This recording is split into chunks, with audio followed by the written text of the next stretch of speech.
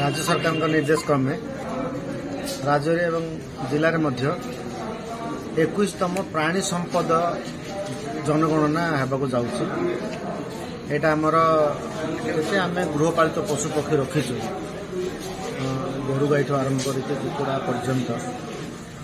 अनेक सब प्रकार गृहपालित पशु पक्षीर गणना आरंभ हो दीर्घ 4 मास धरी चलो। एथिपाई एनिमल हस्बेंड्री डिपार्टमेंट तरफ 95 जन एनुमेरेटर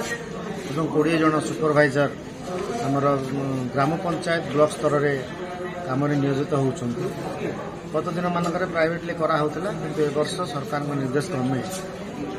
सरकारी अधिकारी माने एनुमेरेशन जनगणना करेंगे सो दैट आमर एक्यूरेट डाटा आसो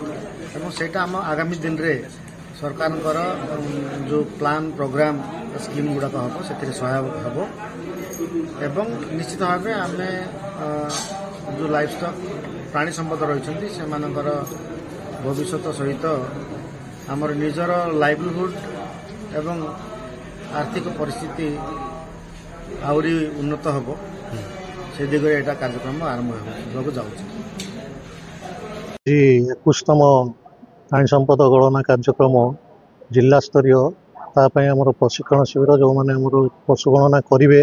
और सुपरवाइजर तंकर प्रशिक्षण शिविर आज करा गवर्नमेंट ऑफ इंडिया आमर प्रोग्राम हिसाब से गवर्नमेंट ऑफ इंडिया फिक्स कर सेप्टेम्बर टू डिसेम्बर सुधा ये प्रोग्राम चलो और कंप्लीट हम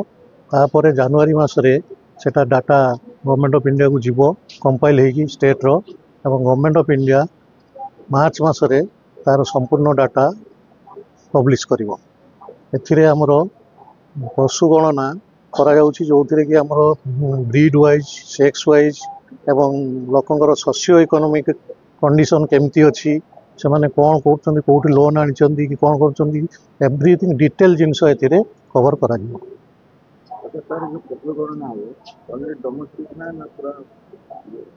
आमर डोमेस्टिक एनिमल कराहब डोमेस्टिक जो मैंने रखुंट से पशु गणना कराहब तत्सहित जो स्ट्रे केटेल अच्छा जो गुड़ा बाहर बुलूं भी गणना करा स्ट्रे डग जो गुड़ाक कुकुर भी बुलूं भी गणना करी आमको रखा।